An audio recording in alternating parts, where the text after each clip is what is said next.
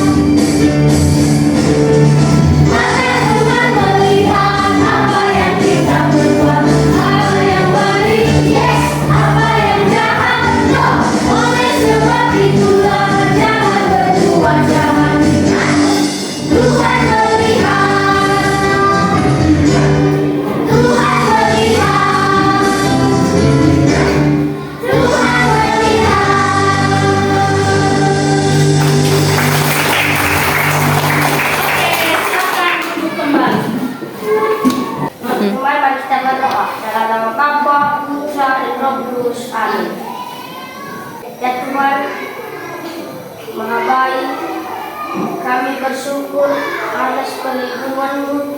Ajarilah kami untuk melawan setiap godaan dan selalu taat pada permintaan-Mu. Amin. Dalam nama Bapa, Putra, dan Roh Kudus. Amin. Baik, silakan duduk Alphonse. Nah, anak-anak ibu, hari ini kita akan belajar tentang beriman berarti berjuang melawan godaan. Bersama-sama kita sebutkan. Beriman berarti berjuang melawan godaan. Ya, berjuang melawan godaan. Nah, tujuan pembelajaran kita pada tema ini yaitu peserta didik mampu mengimplementasikan sikap melawan godaan dalam kehidupan sehari-hari dengan meneladani kitab suci Lukas bab 4 ayat 1 sampai 13 sehingga mampu melawan godaan seperti berbohong, malas, dan sebagainya melalui hidup dosa ya, melalui doa. Nah, sebelum kita masuk pada materi, terlebih dahulu ibu akan memberikan beberapa pertanyaan untuk menggali pengalaman anak-anak kami tentang bagaimana melawan godaan. Yang pertama, apakah anak-anak ibu pernah mengalami godaan? Ya, tentu semua kita umat yang beriman pernah mengalami godaan. Nah, sekarang ibu tanya, siapa yang berani mengungkapkan? Coba sebutkan cobaan apa yang pernah kamu alami. Sekarang dulu di bangku sebelah sini. Alphonse, cobaan apa yang pernah kamu alami, Alphonse? Berdiri. Diajak teman tidak datang ke gereja. Diajak teman tidak datang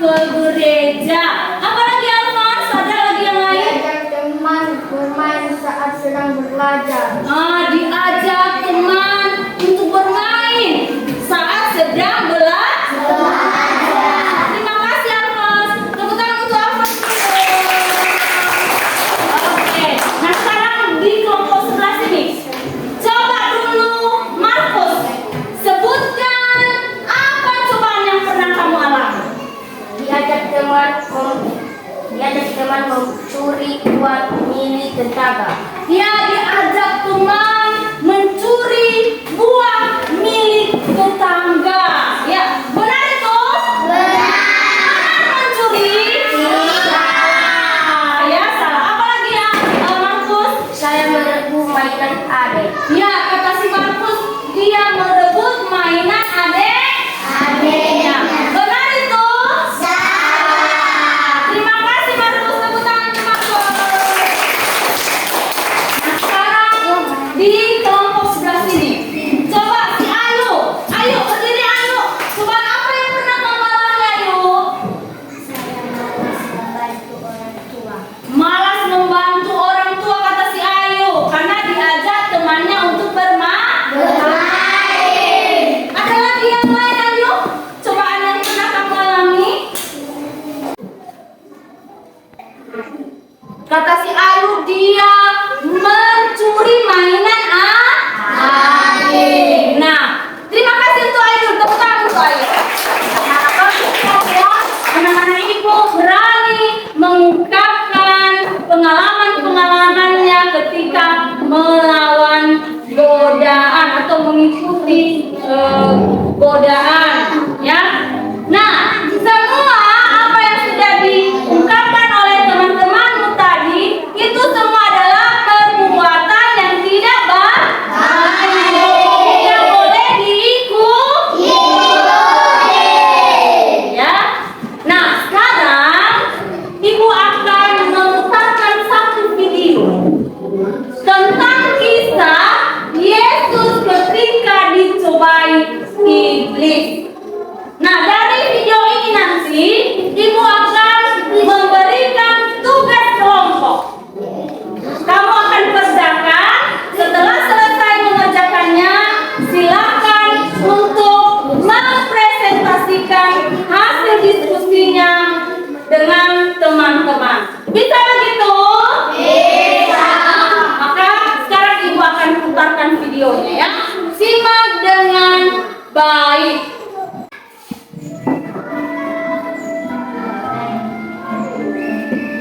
Roh Kudus memimpin Yesus ke padang gurun.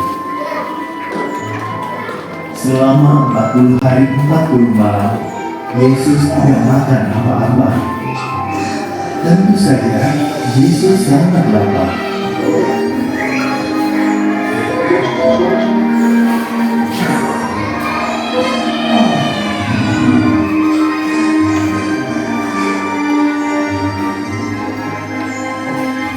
Karena tahu bahwa Yesus lapar, iblis pun datang mencobai dia. Iblis menunjuk sebuah batu sambil berkata, "Kalau engkau anak Tuhan, ubahlah batu-batu ini menjadi roti."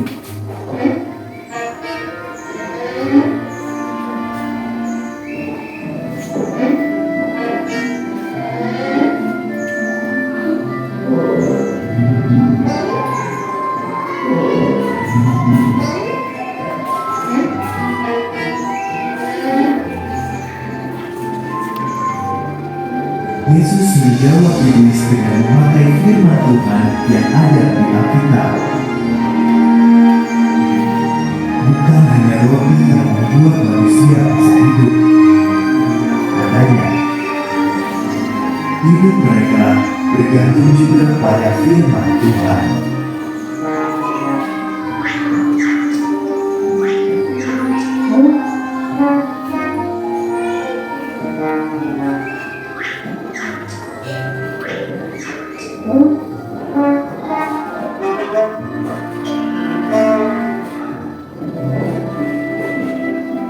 Selanjutnya, iblis membawa Yesus naik ke hubungan bait suci. "Kalau engkau anak Allah, loncatlah dari sini. Bukankah Alkitab berkata bahwa malaikat-malaikat Tuhan pasti menyelamatkanmu?"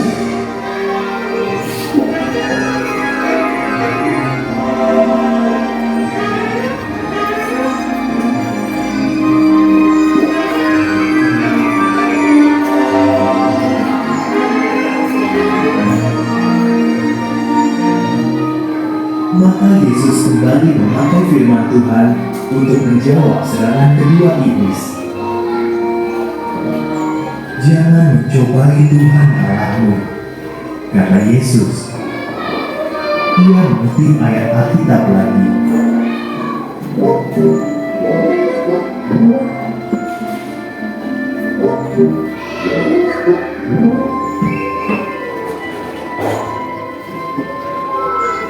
Akhirnya iblis membawa Yesus naik ke gunung.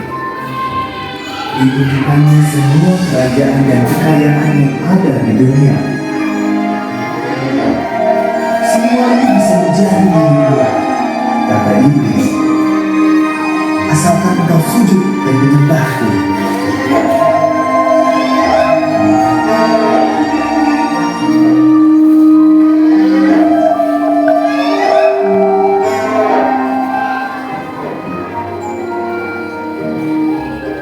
Enyahlah kau, iblis, seru Yesus. Sekali lagi Yesus mengutip firman Tuhan. Ada tertulis, sembahlah Tuhan Allahmu dan layani Dia saja.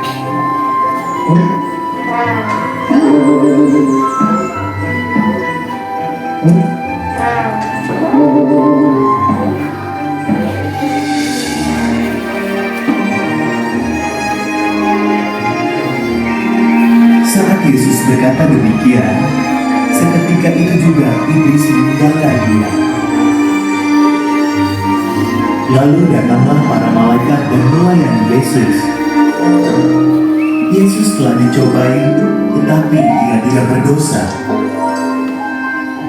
Satu kali pun tidak.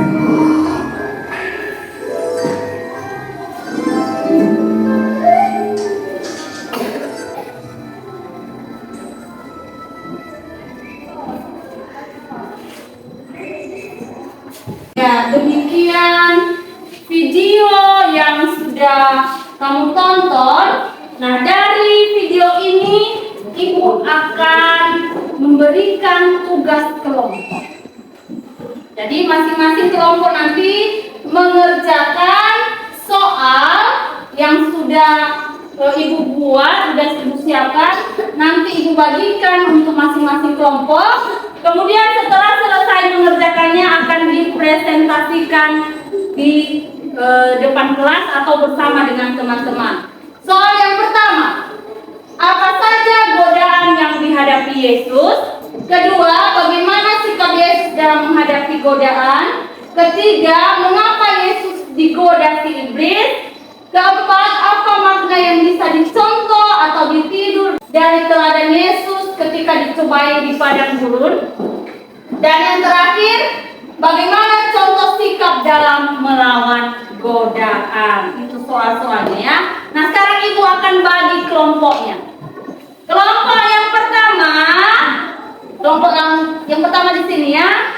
Willen, Aljones, Vincent, Ayu, Bilmas, dan Bruno. Kelompok 1. Kelompok 2, Alphonse, Celino, Delon, Dimas, Vestika, Juwita, dan Leader. Dan kelompok yang ketiga, Markus, Margareta, Nagas, Meli, Willen, Young, dan Irene, dan Bri Gloria. Itu kelompok-kelompoknya ya. Nah, sekarang Ibu akan bagikan kertas untuk tugas kelompok. Kelompok 1, tulis nama kelompoknya di situ ya. Kelompok 2, kelompok 3 ya.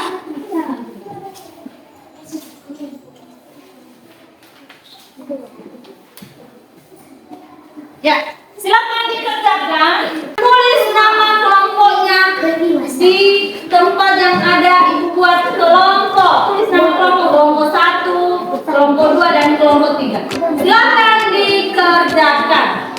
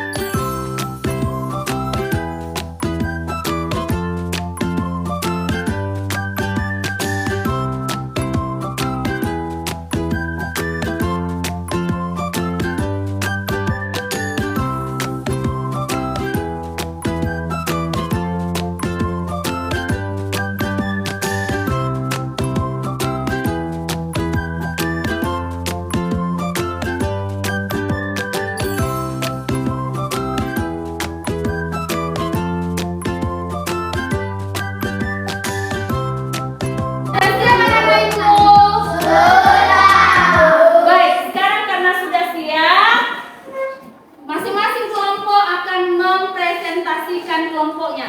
Sekarang kelompok 1. Siapa ketua kelompoknya? Milen. Ya, silakan Milen presentasikan jawaban dari kelompoknya. Bagaimana sikap Yesus dalam menghadapi godaan? Tidak putus asa dan terus berjuang untuk melewati semua godaan yang diberikan isi iblis kepadanya. Nomor 2-nya? Oh, nomor 3-nya? Mengapa Yesus digoda isi iblis? Untuk membuktikan hamba Yesus adalah anak Allah. Oh iya, kata si Milen, mengapa Yesus digoda si iblis? Untuk membuktikan bahwa Yesus adalah anak Allah.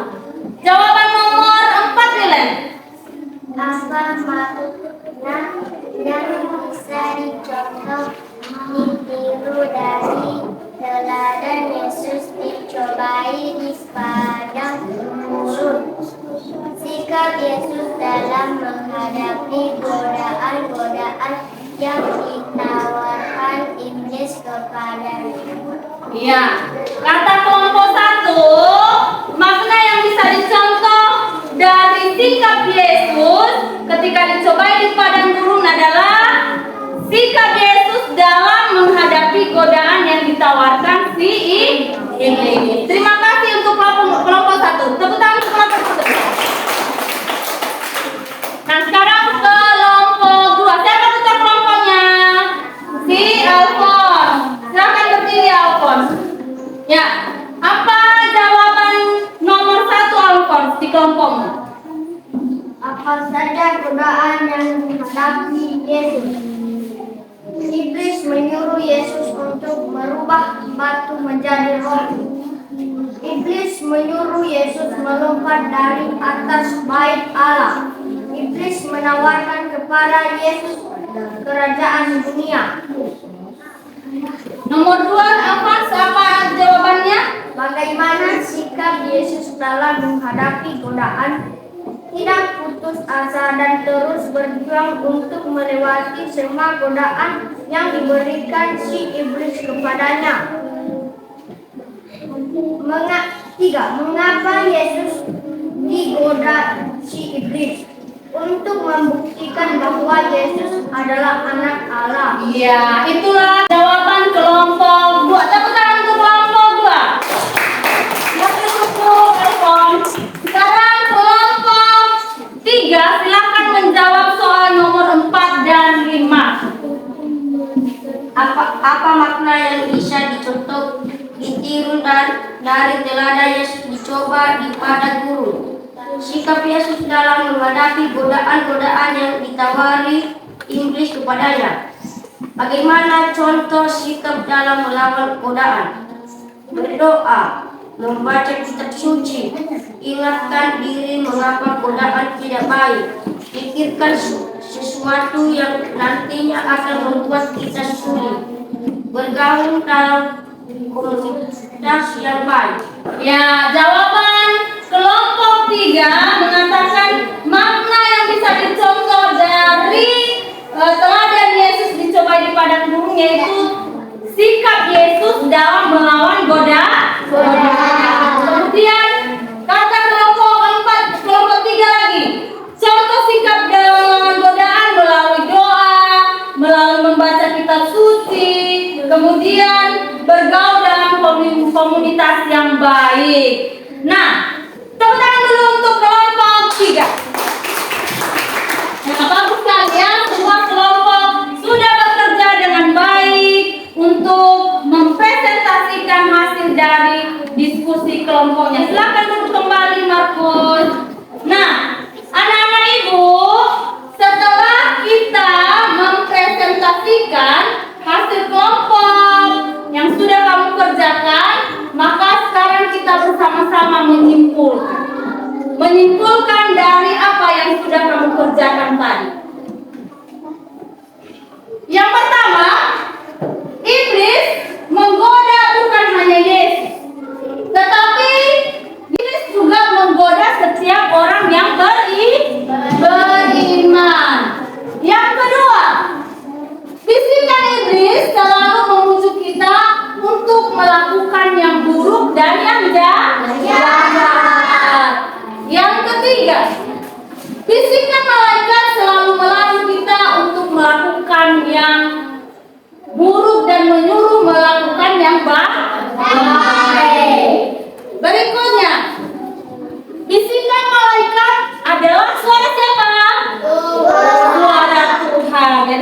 malaikat itu adalah suara Tuhan.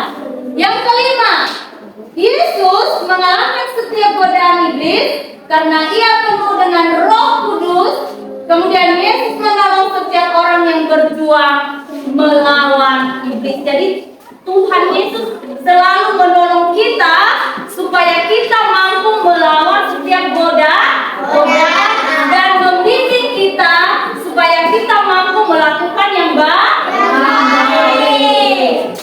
Nah, yang keenam, mintalah pertolongan Yesus agar mampu melawan atau mengalahkan iblis. Gitu ya, kesimpulan dari diskusi kelompok kita tadi. Nah, sebelum ibu memberikan tugas kepada anak-anak semua, terlebih dahulu ibu akan memutarkan sebuah video tentang mengendalikan diri, supaya nanti kamu bisa menjawab soal-soal LKPD. Mari kita saksikan bersama ya. Lama banget mobilnya datang, padahal udah nyambung di buku. Nanti gimana ya? Ngapain jam ke gereja?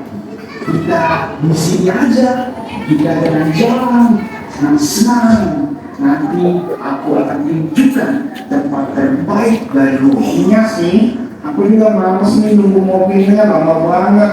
Ya udah sih, kalau gitu kamu temenin aku aja jalan-jalan di sini ya. Jangan sekali-kali mata Tuhan melihat apa yang kita buat yang baik, buat yang jahat. Lebih baik kita tunggu sebentar lagi mobilnya, kita pergi ke gereja. Gak usah ke gereja, ada namanya jelas di sini. Seru loh. Anak yang mau menjalankan perintah Allah adalah anak yang mampu mengendalikan diri. Ayo, kendalikan dirimu, Sofi. Kendalikan dirimu. Ayo, Aceh. Tidak aku. Jangan. Ayolah. Ayo. Jangan. Ayolah. Ayo. Aku tetap pergi ke gereja. Kamu iblis, jangan godain aku. Aku ikuti mereka. Selesai. Nah, itu tadi video tentang seorang anak yang mampu mengendalikan dirinya ketika diajak oleh iblis untuk tidak datang ke gereja. Jadi anak-anak ibu hendaknya juga sama seperti si anak dalam video tadi, dia mampu mengendalikan dirinya supaya bisa melawan godaan dari si iblis. Nah, sekarang tugas LKPD kita ada beberapa soal yang akan kamu kerjakan. Yang pertama, apa arti beriman, apa arti godaan, kemudian tuliskan contoh-contoh godaan yang pernah kamu alami. Yang berikutnya, jelaskan bagaimana perasaan ketika berani melawan godaan. Dan yang terakhir, jelaskan cara kamu menjauhkan diri dari godaan. Kemudian tugas keterampilan kamu, buat doa permohonan.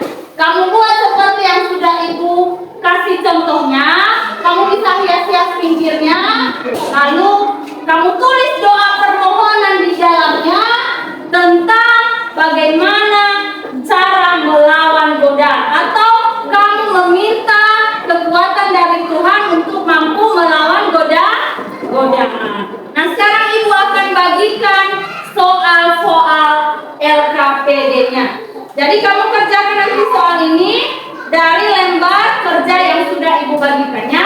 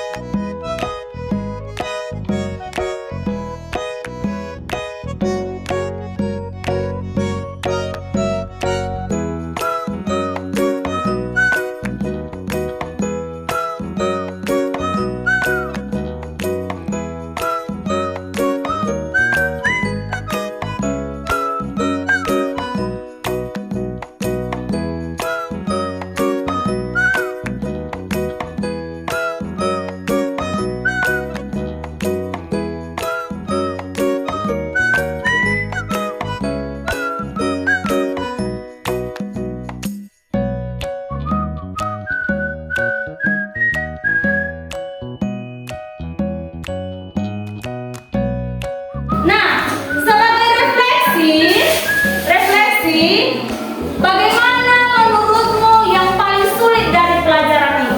Ada yang sulit dari kerja kelompok tadi? Iya. Ya. Kemudian apa yang akan kamu lakukan untuk memperbaiki hasil belajarmu? Kemudian kepada siapa kamu akan meminta bantuan untuk memahami pelajaran yang sudah kamu pelajari? Baik anak-anak ibu, dari materi yang sudah kita pelajari, apakah sudah mengerti? Ada pertanyaan? Ya, jadi semua anak-anak ibu sudah mengerti. Terbukti juga tadi ketika mengerjakan tugas kelompok, sudah mengerjakannya dengan baik dan juga sudah berani untuk menampilkan hasil kelompoknya masing-masing. Nah, sekarang anak-anak ibu, karena pelajaran kita sudah mau selesai, mari kita tutup dengan nyanyi dan doa. Kita bernyanyi, silakan berdiri semua. Yang berdoa nanti si Alphonse. Saya baca.